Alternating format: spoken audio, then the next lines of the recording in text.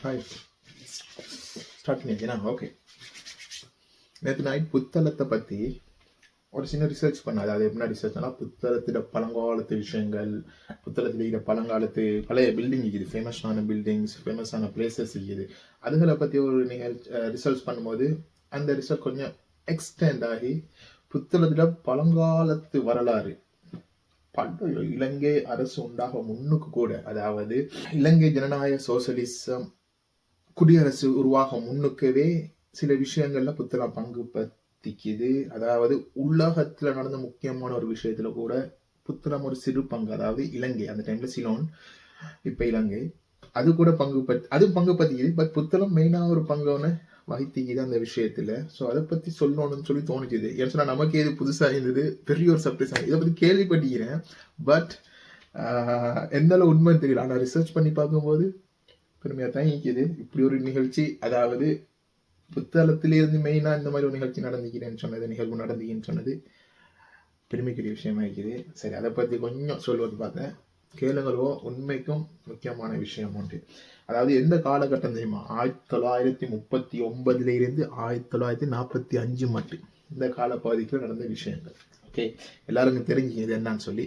World war two நடந்த காலகட்டத்தில் புத்தளத்தில் ஒரு சின்ன பங்களிப்பும் இந்த வேர்ல்ட் வார் டூல நடந்துக்குது. அதை பற்றி தான் சொல்றதுக்கு நான் வந்திக்கிறேன். ஆனால் இதை சொல்லணும்னு சொன்னால் நம்ம என்ன செய்யணும் சொன்னால், முதலாவது நம்மளோட இலங்கையில வரலாறு கூட தெரிஞ்சுக்கிட்டு தான் நம்ம இதை பற்றி பறிக்கிறதுக்கு வரலாம், அதாவது தெரிஞ்சு கொள்றதுக்கு வரலாம். அது எப்படி சொன்னா, இப்போ மகாவம்சம், தீபவம்சம், குலவம்சம் சொல்லி அந்த காலத்தில், அதாவது கிபி 3ஆம் நூற்றாண்டுலேருந்து ஆரம்பிக்கணும். அப்படி போக தேவையில்லை. இந்த புதுசாக தமிழ் இலக்கியம் படிச்சுட்டு போற மாதிரி வரும். அதை விட்டுட்டு நம்மளும் சும்மா 2500 ஆண்டுகளுக்கு முன்னாடி, அதாவது கிமு 543 நினைக்கிறேன், கிமு 543 வருட காலத்துல இலங்கைக்கு வந்தாரு விஜயன், ரைட்? அதாவது வட இந்தியாவிலேருந்து விஜயன் அதுல என்ன இலங்கையில வரலாறு ஆரம்பம் ஆகுது, ரைட்? அப்ப அந்த டைம் கூட விஜயன் முதலாவது காலடி, அதாவது அவர் கப்பலை 700 ஃபாலோவர்ஸோட கப்பலை தரையிறக்கி குவேனிய, ரைட், சந்திச்ச இடம் நம்மளோட புத்தளம் மாவட்டத்தில் வடக்கில் இருக்கிற தப்பாபணியில தான் இந்த நிகழ்வு கூட, அதாவது இலங்கை வரலாறு கூட ஆரம்பிச்சுன்னு தான் சொல்லணும், உண்மையை சொல்ல போனா, ரைட்? இது நான் ரிசர்ச் பண்ணதை பற்றி சொல்கிறேன். தப்புகள் இருந்தால் கொஞ்சம் கொமெண்ட்ஸில் அடிங்க. நான் அவ்வளோ பெரிய புத்திசாலி இல்லை, ஜஸ்ட் சர்ச் பண்ணி நான் அவங்களுக்கு சொல்கிறதுக்காக சொல்கிறேன், ரைட்? அப்போ அந்த டைமில் விஜயன் வந்த பிறகு பல நூற்றாண்டுகளுக்கு பிறகு அந்த இலங்கை தீவு, ரைட்? இலங்கை தீவுல பல ராஜ்யங்கள் பிரிக்கப்படுது. Portuguese, Dutch, British, right? அவங்களாம் பாரத காலத்துக்கு முன்னுக்கு தலைநகராக இருந்தது ஸ்ரீ ஜெயவர்தனபுர கோட்டையில். அந்த டைம்ல இருந்தது அனுராதபுரம். நிறைய பேருக்கு தெரிஞ்சிருக்கும், ரைட்? ஹிஸ்ட்ரி படிச்சுன்னா தெரிஞ்சிருக்கும். தப்பா இருந்தாலும் அதை சொல்லுங்க, ரைட்? அது பிறகு அந்த தேசங்கள் நம்மளோட ஸ்ரீலங்கா பல பாகங்களை பல ராஜ்யமாக பிரிக்கப்பட்ட டைம்ல பல மன்னர் ஆண்டாங்க. நான் நினைக்கிற மட்டும் 181 இல்லாட்டி 295 சொன்ன ரிசர்ச் பண்ணும்போது டிஃப்ரெண்ட் ஆர்டிக்கலில் டிஃப்ரெண்ட் நம்பரை கொடுத்திக்கிறாங்க. இத்தனை மன்னர் ஆண்டாங்க, இத்தனை ஆண்டாண்டு. நான் எல்லாத்தையும் ஒரு ஃபில்டர் பண்ணி எடுத்ததுல தான் நிறைய விஷயம் 181 இல்லாட்டி 295 சரியான இதை இருந்தால் சொல்லுங்க, அதை நானும் தெரிஞ்சு கொள்ளணும் கட்டாயம். அதாவது 6ஆம் நூற்றாண்டு, ரைட்? 6ஆம் நூற்றாண்டுக்கு பிறகு 6ஆம் நூற்றாண்டுல இருந்து இலங்கையோட ஆட்சி போர்த்துகீஸ் இருந்தது, டச் இருந்தது, பிரிட்டிஷ் இருந்தது, ரைட்? அவங்க வாழ்ந்துட்டு டைம்ல தான் 1505 1597 மட்டும் போர்த்துகீஸ் இலங்கையை ஆட்சி செஞ்சாங்க. என்ன பேர்லன்னு சொன்னா போர்த்துகீஸ் சிலோன்னு சொல்ற பேர்ல தான் இந்த ஆட்சிகளை நடத்தி வந்தாங்க. அப்புறம் 1597 இருந்து 1658 சுமார் 80 வருட காலமாக ஒரு பிரச்சனை நடந்தது. டச் போர்த்துகீஸோட கொஞ்சம் சண்டை பிடிக்கப்பட்டு 1658 போர்த்துகீஸை தோக்கடிச்சு டச் அவங்களோட இடங்களை, அதாவது இலங்கையை கைப்பற்றி அவங்களோட ஆட்சியில இருந்தது, ரைட்? டச் காலகட்டத்தில் தான் கண்டிய போர்கள், அதாவது அவங்களோட ஆட்சி காலத்தில் தான் கண்டிய போர்களும் ஸ்டார்ட் ஆச்சு, ரைட்? ஸ்டார்ட் ஆகி பிரிட்டிஷ் பங்கு பெற்றி 1815 இலங்கையை கைப்பற்றி முழு இலங்கையும் ஒன்று சேர்த்து ஒன்றுபட்டு ஆட்சி செய்ய ஸ்டார்ட் பண்ணாங்களோ யாரு? பிரிட்டிஷ். அதுக்கு பிறகு ஊவாக் ரிபெலியன் மாத்தள ரிபலியன் சொல்லி 2 ஸ்டார்ட் ஆச்சு. அதாவது அது வருஷங்கள் வித்தியாசம் மீதி ஊவா ரிபலியன் ஸ்டார்ட் பண்ணப்பட்டது 1818. ரிபலியன் தான் கிளர்ச்சி, ரைட்? ஊவா கிளர்ச்சி ஆரம்பிக்கப்பட்டது 1818. அதே மாதிரி மாட்டள ரிபலியன் கிளர்ச்சி ஆரம்பிக்கப்பட்டது 1848, ரைட்? இவங்க 2 பேரும் ஆயுதம் ஏந்திய போராட்டங்கள், பிரிட்டிஷ் ஆயுதம் ஏந்திய போராட்டங்கள் போராடி கடைசியில் 1948 பிப்ரவரி மாதம் நம்மளுடைய இலங்கைக்கு சுதந்திரம் கிடைச்சது. அதாவது பிரிட்டிஷ்ட இருந்து சுதந்திரம் கிடைச்சதுன்னு சொல்றாங்க. ஆனாலும் அந்த டைம்ல முதலாவது பிரைம் மினிஸ்டராக இருந்தது DS சேனநாயக்க அவர்கள். அது எல்லாருக்கும் தெரிஞ்ச விஷயம். பேரும் மாற்றப்பட்டது. அதாவது பிரிட்டிஷ் சிலோன் இருந்தது, ஜஸ்ட் சிலோன் வந்தது, ரைட்? ஆனாலும் 1972 காலகட்டங்களில் பிரைம் மினிஸ்டராக இருந்தது யாருன்னு சொன்னா ஸ்ரீமாவோ பண்டார நாயக்க, ரைட்? அவங்களோட காலகட்டத்தில் அந்த மே 22, 1972 தான் இலங்கைக்கு உண்மையான ஒரு சுதந்திரம்னு சொல்லலாம். ஏன்னு சொன்னால் பிரிட்டிஷ் நாட்டை விட்டு போன டைமில் தான், அதே டைமில் தான் முதலாவது பிரசிடெண்ட்டை கூட இலங்கை நியமிச்சது. அதாவது அதிகாரமற்ற ஒரு பிரசிடெண்டாக வந்தது தான் வில்லியம் கோபாலகர். அவர் யாருன்னு சொன்னால் ஸ்ரீமா பண்டார நாயக்கோட ஆட்சி காலத்தில், அதாவது பிரைம் மினிஸ்டர் ஆட்சி காலத்தில் கவர்னர் ஜெனரலாக இருந்தவர் தான் அவர்.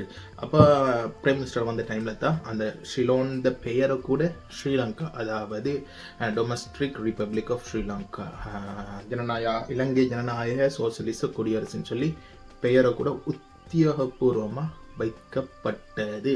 இதெல்லாம் சொல்றதுக்கு ஒரு காரணம் மீக்குது. ஏன்னா நான் சொல்றேன்னு சொன்னால் இலங்கைக்கும் அதாவது புத்தளத்துக்கும் World War IIக்கும் சம்பாதித்ததுக்கு இதுவும் ஒரு சின்ன ஒரு சந்தர்ப்பம் இல்லை, நடந்தது தானே, ரைட்?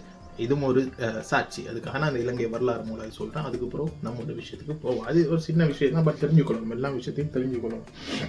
அது போர்த்துகீஸ் ஆழ்ந்த டைமில் இலங்கைக்கு பேர் போர்த்துகீஸ் சிலோன், டச் ஆழ்ந்த டைமில் இலங்கைக்கு பேர் டச் சிலோன், பிரிட்டிஷ் ஆழ்ந்த டைமில் பிரிட்டிஷ் ஆட்சி காலத்தில் பிரிட்டிஷ் சிலோன். அதுக்கு பிறகு 1948 ஆட்சி நம்மளுக்கு சுதந்திரம் கிடைச்ச டைமில் ஜஸ்ட் சிலோன். அதுக்கப்புறம் 1972 நம்மளுக்கு பேர் கிடைச்சது தான் ஸ்ரீலங்கா. இப்போ வருவோம் புத்தளத்துக்கு World War IIக்கு என்ன சம்மதம் சொல்லி வரும். 1815 1972 காலகட்டம் மட்டும் இலங்கையில் ஆட்சி இருந்தது யாருன்னு சொன்னால் பிரிட்டிஷ்ட கையில் தான் இருந்தது. நம்மளுக்கு 1848 பிப்ரவரி மாதம் 4ஆம் தேதி சுதந்திரம் கிடைச்சாலும் நம்மளுக்கு அந்த டைமில் இருந்தது prime minister DS Senanayake, president இல்லை, பிரைம் மினிஸ்டர் DS சேனநாயக்க. அப்படி தான் அந்த ஆட்சியிட பெருமை, அதாவது ஆட்சியை வச்சுட்டு இருந்தது பேரரசு, பிரிட்டிஷ் பேரரசு தான் அந்த ஆட்சியை வச்சுட்டு இருந்தது. முழுமையான சுதந்திரம் கிடைச்சுன்னு சொன்னால் 1972 மே மாதம் 22ஆம் தேதி தான் பிரிட்டிஷ்ட இருந்து நமக்கு முழுமையாக கிடைச்சி ஸ்ரீலங்கா அந்த பேர் வச்சு முதலாவது அதிகாரப்பூர்வமற்ற ஒரு பிரசிடெண்ட்டை வச்சு வில்லியம் கோபாலவன் சொல்லி ஸ்ரீமா பண்டார நாயக்கோட ஆட்சி காலத்தில் இருந்த கவர்னர் ஜெனரலாக இருந்த அவரை பிரசிடெண்டாக ஆக்கி ஸ்ரீலங்கா அந்த பேரை மாற்றி ஸ்ரீலங்கா ஒரு டெமோக்ரஸி ரிப்பப்ளிக் ஆஃப் ஸ்ரீலங்காவாக மாறிச்சுது. அந்த காலகட்டத்தில் தான் நம்மளோட World War II நடந்தது. 1939 1945 காலகட்டத்தில் World War II நடந்தது. அந்த டைமில் பிரிட்டிஷ்க்கும் இதில் பங்கு இருந்தது. அப்போ தான் பிரிட்டிஷ் அந்த கொழும்புலையும் ஒரு துறைமுகம் அமைச்சாங்க, ட்ரிங்கோமலையிலையும் ஒரு துறைமுகம் அடித்தாங்க, கப்பல் துறைமுகம் அடித்தாங்க. அதே டைமில் இவங்களுக்கு புத்தளமும் கண்ணப்பட்டது. ஏன்னு சொன்னால் புத்தளத்தில் இருக்கிற தென்னை மரங்கள், அந்த வளங்கள் அவங்கள ஒரு பாதுகாப்பாகன்னு சொல்லி, ரைட்? காடுகளுக்கு நடுவில் ஒரு ஃப்ளிட் ஏர் ஆர்ம் ஸ்டேஷன் சொல்கிறது, ரைட்? சொல்கிறேன், ரைட்? ஃப்ளிட் ஆர்ம் ஏர் ஸ்டேஷன் சொல்கிறது. அப்படி ஒன்று அமைப்போம்னு சொல்லி தான் சூஸ் பண்ண இடம் தான் புத்தளம் லெகூன் தான் சொல்லுவானுவானு. அப்போ புத்தளம் லெகூனை சூஸ் பண்ணி புத்தளத்தில் நமக்கு இப்போ தெரியும் பாலாவிதில் ஏர்போர்ட்லாம் இங்கிது, அந்த தொண்டில் தான் அடித்தாங்க. அதில் பேராக இருந்தது. அப்போ பேர் வச்சது HMS ரஜலியே, ரைட்? அந்த ராயல் நேவிட ஃப்ளிட் ஏர் ஆர்ம் ஸ்டேஷனுக்கு பேர் வச்சது HMS ரஜலியன்னு சொல்லி தான் அந்த பேர் முதலாவது பேர் வந்தது. ரஜலியன் சொல்கிறது பெட்டாலியன் பேரோ அப்படின்னு இல்லை, அந்த ஸ்டேஷன் பேர் தான் ஃப்ளிட் ஏர் ஆர்ம் ஸ்டேஷனுக்கு பேர் தான் ரஜலியன் வச்சாங்க. அதுக்கு 3 விஷயங்கள் அவங்க செஞ்சாங்க. ஒன்று கடற்பயிற்சி எடுக்கிற இடம், ரைட்? இன்னொன்று அவங்களோட ஏர்க்ராஃப்ட் இருக்குது தானே, ஓர் ஏர்க்ராஃப்ட், அந்த போர் விமானங்களை தரையிறக்கிறது, அதுக்கான ரிப்பேர், அந்த விஷயங்கள் பார்க்குறது, ஃபியூவல் ஃபில்அப் பண்ணுறது, அந்த மாதிரி இடங்களை விஷயங்கள்லாம் இதில் செஞ்சாங்க. அதே டைமில் மலேரியா ஹைஜீனிக் கண்ட்ரோல் பண்ணுற ஒரு ஸ்கூல் ஒன்று, அதாவது ராயல் நேவிக்கான ஸ்கூலையும் அங்கே அமைச்சாங்க. 3 தான் அவங்களுக்கு மெயின் பாயிண்டாக இருந்தது புத்தளத்தில் ஸ்டார்ட் பண்ணுறதுக்கு. ஏன் அவங்க புத்தளத்தை, அதாவது இலங்கையை சூஸ் பண்ணதுக்கு காரணம் எதுக்குன்னு சொன்னால், பிரிட்டிஷ் வந்து வர்த்தகத்துக்கு கொஞ்சம் மெயின் இடமாக இருந்தது. வர்த்தக போக்குவரத்துக்கு இலங்கை கொஞ்சம் மெயின் ஸ்பாட்டாக இருந்தது. அதாவது ஐரோப்பாவில் இருந்து, ஆப்பிரிக்காவில் இருந்து, இந்தியாவில் இருந்து அந்த அந்த இந்த 3 நாடுகளுக்கு இலங்கை வந்து ஒரு ஈஸியான அவங்களுக்கு ஒரு விஷயமா தோண்டிச்சு. அதுக்கு தான் அந்த இலங்கையை சூஸ் பண்ணி புத்தளத்தையும் சூஸ் பண்ணிக்கிறாங்க. அந்த டைமில் பிரிட்டிஷ் பாவிச்ச அந்த பிரிட்டிஷ் கடற்படை ராயல் நேவி பாவிச்ச ஃப்ளைட்டை பேர் தான் 4FU கோர்ஷேர்னு சொல்கிற ஒரு விமானம். அப்போ அவங்க அதை தரையிறக்கும் போது யோசிச்சுப்பீங்க தான், புத்தளத்தை தரையிறது எப்படி இறக்குறேன், சேரு சகதி ரோட்டில் அப்படி எங்கே காடுகள் அப்படின்னு சொல்லி. அப்போ அவங்க அதுக்கு ஏற்ற மாதிரி தான் PSP எனப்படும் பெரிய ஒரு ஒரு தகடு மெட்டலான தகடான ரோட்டை செஞ்சாங்களோ. அந்த PSPக்கு அர்த்தம் என்னன்னு சொன்னால் bearing steel planking, right? Bearing steel planking தான் சொல்லுது. அது சொர்த்தமாக PSPன்னு சொல்கிறாங்க. அப்போ அதுகளை வச்சு தான் அவங்க அந்த தரையை கூட எடுப்பாங்க. நீங்கள் கூட அந்த ஃப்ளீட் அப்படின்னா நீங்கள் யோசிப்பீங்க, ஃப்ளிட்னு என்னத்துக்கு சொல்லுது? ஃப்ளிட்டுன்னு சொன்னால் என்னன்னு சொன்னால், இப்போ அந்த காலத்தில் ராயல் நேவி அவங்கெல்லாம் ஒரு போருக்கு போகிறதுக்கு முன்னுக்கு விரோதமான இடங்கள், ரைட்? அங்கெல்லாம் தரை இருக்கிறதே கஷ்டம். அவங்களுக்கு வந்தோடனே நிறைய விஷயங்கள் குயிக்காக செஞ்சுக்கூடிய எல்லாமே இருக்கும். அந்த டைமில் இந்த ஃப்ளிட் சொல்ல அந்த ட்ரூப் வந்து என்ன செய்யணும், முன்னுக்கே பேத்தி அந்த நம்மளோட ராயல் நேவி வரத்துக்கான முழு ஏற்பாடையும் அங்கே செஞ்சு வச்சுப்பாங்க. அதுதான் அந்த ஃப்ளிட் செய்கிற வேலை. நான் ரிசர்ச் பண்ணேன், அப்படி தான் சொல்லிச்சுது. நீங்கள் புத்தள மக்கள் ஒரு ஃபோட்டோவை பார்த்துப்பீங்க, ஒரு ஃபோட்டோவான்னு பார்த்துப்பீங்கன்னு தெரியலை, ஆட்டாவும் பார்த்துப்பீங்களோ, ஒரு யானை வந்து ஒரு ஏரோப்ளைனை இழுத்துட்டு போகிற ஒரு ஃபோட்டோ ஒன்று பார்த்துப்பீங்க. அந்த கீழே போடுற பாருங்க, இந்த கீழே போட்டிக்கிறேன் தானே. இந்த ஃபோட்டோ வந்து எத்தனை பேருக்கு இந்த பெயிண்டிங் தெரியும்? இதை ஒரிஜினல் ஃபோட்டோவும் இது நான் போடுறேன். இந்த பெயிண்டிங் எத்தனை பேருக்கு தெரியும்? நிறைய பேருக்கு தெரிஞ்சிக்கும், ரைட்? ஆனால் இதில் கதை வந்து நினைக்கிற மாதிரி அரைவாசி பேருக்கு தான் தெரிஞ்சிக்கும். எனக்கே நேற்று தான் தெரிய வந்தது. அப்படின்னு தான் பாருங்கள், ரைட்? புத்தகத்தில் இருக்கிறோம், ஃபோட்டோவை பார்த்துக்கிறோம், பெருசாக கணக்கெடுக்கையில் இந்த ஃபோட்டோ, அந்த ஃபோட்டோ எவ்வளோ ஒரு பங்கு பற்றி இங்கிலாண்டில் இருக்கிற யோவில்டன் ரைட்? யோவில்டன் சொல்கிற ஃப்ளட் ஏராம் மியூசியத்தில் புட்லம் பேரை வச்சு அங்கே வச்சுக்கிறாங்களோ. என்ன இதில் கருத்துன்னு சொன்னால், இந்த ஃபோட்டோட கருத்து, ஃபோட்டோ என்னத்துக்கு அடுத்து இந்த பெயிண்டிங் என்னத்துக்குன்னு சொன்னால், அந்த டைமில் 1944 காலகட்டத்தில் ராயல் நேவியில் இந்த FOU கோர்ஷேர்னு சொல்கிற இந்த விமானம் வந்து தரையிறங்கும் போது, அதாவது PSP நான் சொன்ன மாதிரி பியரிங் ஸ்டீல் பிளாங்கிங், ரைட்? பிளாங்கிங்.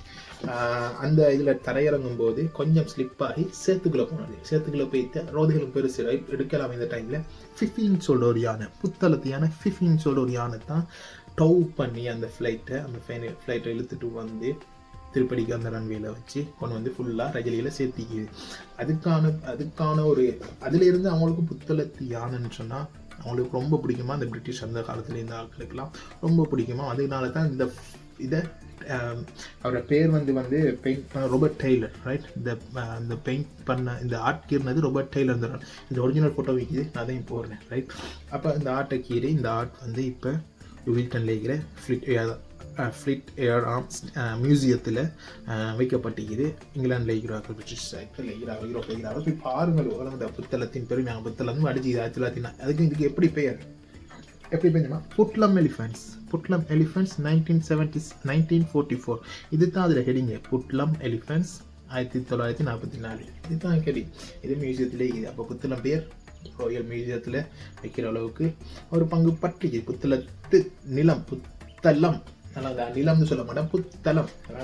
அதுவும் ஒரு கதவு. இது புத்தளம் வந்தது நான் அதை ரிசர்ச் பண்ண வகையில் நிறைய பேர் சொல்லிக்கிறாங்க, மரைக்கார் முதலாளி மார்க்கல் உப்புத்தளம் இருந்த தமிழ் பெயரை தான் புத்தளம்னு மாற்றினது. ஆனால் நான் ரிசர்ச் பண்ணும்போது நம்மளோட விஜயன் வந்த காலம் இதுதானே, அதாவது அந்த காலத்தில் கிமு 3ஆம் நூற்றாண்டு அந்த காலத்தில் விஜயன் கோயினியை கல்யாணம் முடிச்சு அந்த காலகட்டத்தில் தான் இந்த தமிழர்களோட பேர் மாதிரி ஈக்குதுன்னு சொல்லி உப்புத்தளத்தை புத்தளம் மாற்றினது நான் வாசித்தேன். நமக்கு எது உண்மை தெரியலை, தெரிஞ்சால் சொல்லுங்க இருக்கும். ஆனால் புத்தளமாக மாறினது 100% உண்மை. அது மட்டும் எனக்கு தெரிய வருது. அதோட சேர்த்து இப்போ இன்னொரு ஃபோட்டோ இந்த ஃபோட்டோ என்னன்னு சொன்னால் இது வந்து யானை, புத்தளத்து யானை. ஃபிஃபி இல்லை, இது வேறு யானை ஆகிக்கும். புத்தளத்து ஃபிஃபி தான் ஃபேமஸ், ரைட்? ஆனால் இந்த யானை வந்து பெட்ரோலை நம்மளோட ரஜிலிய ஸ்டேஷனுக்கு இழுத்துட்டு போகிற ஒரு ஃபோட்டோ தான் இந்த ஃபோட்டோ. 1944 நான் இப்போ போடுற அவ்வளோ ஃபோட்டோவும் 1944 நடந்த காலகட்டங்கள் நடந்த ஃபோட்டோஸ். இந்த ஃபோட்டோ வந்து மெலோடியா ஹைஜீனிக் ஸ்கூல் நடந்து தான் அந்த டைமில் ஒரு நம்மளோட புத்தள சிங்கள ஒரு சகோதரரை வச்சு அந்த மெலோடியாவை ஒரு பிரான்ச்சால் மூடுறது, ஸ்ப்ரே பண்ணுறது, அந்த மாதிரி ஒரு விஷயங்களை, அதாவது அந்த நோய்களை பரப்பக்கூடாமல் ஆக்கிறதுக்கான ஏற்பாடுகளை செய்கிற ஃபோட்டோ தான் இது. 1944 புத்தளத்தில் ரஜலியில் நடந்த ஒரு நிகழ்வு தான் இதுவும், ரைட்? அதே மாதிரி இந்த ஃபோட்டோ, இந்த ஃப்ளைட்டோட பேர் வந்து நான் நோட் பண்ணி வச்சு, அதில் பேர் வந்து சப் எல்டி ஹுஜ் பௌசன் 757 ஸ்குவாட் கோஷியர்னு சொல்கிற அந்த பிளேன் புத்தளத்தில் 1944 வந்து தரையிறங்கின ஃப்ளைட் தான் இதுவும் ஒரு போர் ஃப்ளைட் தான், போர் விமானம் தான், ரைட்? இந்த ஃபோட்டோ என்னன்னு சொன்னால் இவங்க இப்போ போட்டிக்கிறாங்க அப்படின்னு சொன்னால் இந்த ஃப்ளைட் வந்து HMS ரஜலிய அந்த ஸ்டேஷனில் அவங்களோட அந்த ராயல் நேவி ஸ்டேஷனில் கிளியர் ஓவர் டெக்குன்னு சொல்கிற அந்த இடத்துல வெற்றியை பெற்றதை அறிவிக்கிற டைம் எடுத்த ஃபோட்டோன்னு சொல்லி இதுக்கு அவங்கள்ட்ட வந்து டீட்டெயில்ஸ் கொடுத்திக்கிறாங்க இந்த ஃபோட்டோவுக்கு. ஸோ அப்போ வேர்ல்ட் வார் 2க்கும் இலங்கைக்கும் புத்தளத்துக்கும் முக்கிய சம்பந்தம். புத்தளத்தில் எத்தனை ராஜ்யம், எத்தனை மாவட்டங்கள் அந்த டைமில் இருந்தாலும் திருகோணமலையில் அவங்களுக்கான போர் துறைமுகம் இருந்தது, அவங்களோட மெயின் துறைமுகம் கொழும்புல இருந்தது. இருந்தாலும் புத்தளத்துலேயும் ஒரு துறைமுகம் அமைச்சு புத்தளம் அந்த சேஃப்டி, அதாவது என்னத்துக்கு சேஃப்டி, தென்னை வளங்களால் தான் அந்த சேஃப்டி அவங்களுக்கு கண்ணில் பட்டிக்குது, ரைட்? ஃபுல்லாக காடுகளும் மரங்களும் நிற்கிறதால தான் புத்தளத்தை சூஸ் பண்ணி அதில் இருந்தும் போர் நடத்தி ஓகே முடிச்சிக்கிறாங்க. புத்தளத்துக்கு எந்த ஆபத்து வராமல் முடிச்சிக்கிறாங்களோ அதுலேயும் புத்தளத்தில் மிகப்பெரிய, அதாவது பெயர் பதிச்ச ஒரு யானை, ஃபிஃபின்னு சொல்கிற யானையை மட்டும் இல்லாமல் புத்தளத்தின் பெருமையை சேர்க்கக்கூடிய பல விஷயங்களையும் அவங்க வந்து ராயல் மியூசியம், ரைட்? அதாவது இங்கிலாந்து வில்டன்ல இருக்கிற ராயல் ஃப்ளட் ஏழாம் மியூசியத்தில் வச்சுக்கிறது கொஞ்சம் பெருமைக்குரிய விஷயம் தான், ரைட்? இதை நான் வந்து நேற்று ஏதோ ஒரு வேர்ல்ட் வார் 2 பற்றி தான் நான் பார்க்கும்போது தான் புத்தளம் ஒரு பேர் அடிப்படம் தான். ஓகே, புத்தளத்துக்கு இதில் இருக்க என்ன சம்பந்தம் சொல்லி சர்ச் பண்ணும்போது தான் இந்த நியூஸ் எடுத்தேன். யூஸ் ஆகிக்கணும்னு நினைக்கிறேன். பாருங்களுக்கும் நான் அதில் எத்தனை போல சொன்னேன்னு தெரியல. நான் முதலாவது இலங்கையை பற்றி ஹிஸ்ட்ரி சொன்னது வந்து அப்படி சொல்லிட்டு வந்தால் தான் பிரிட்டிஷ் ஏன் இதுக்குள்ளே வந்தது, பிரிட்டிஷ் ஆட்சி வந்துன்னு சொல்லி நான் இலங்கையை பற்றி வரலாறு சொல்லணும். இதுக்கு வரையில் புத்தளம் வரலாற்றை பிரிட்டிஷ் ஆட்சி காலத்தை சொல்லணும் தான் கட்டாயம் அந்த வரலாறு தெரிஞ்சுக்கணும்னு சொல்கிறதுக்காக தான் நான் அதையும் சொன்னேன். நான் அதில் எதுவும் தப்பாக சொல்லியிருந்தேன் கட்டாயம் கொமாண்டில் போடுங்களோ இல்லாட்டி சொல்லுங்களோ நமக்கு, ஏன்னா நானும் தெரிஞ்சுக்கொள்ளணும். ரொம்ப இன்ட்ரெஸ்ட் ஆகிது. இப்போ புத்தகத்தில் நிறைய விஷயங்கள் அந்த காலத்தில் நடந்ததுன்னு சொல்லும்போது இன்னும் எத்தனை விஷயம் நடந்துக்குதோ தெரியல புத்தகத்தை பற்றி. இன்ஷா அல்லாஹ் தேடி பார்த்து நம்ம கிடைக்கிறத எல்லாத்தையும் புத்தகத்தை பற்றி தான் ஃபுல்லாக போகிறதுக்கு பற்றியே போடுவேன். இன்ஷா அல்லாஹ் சந்திப்போம்.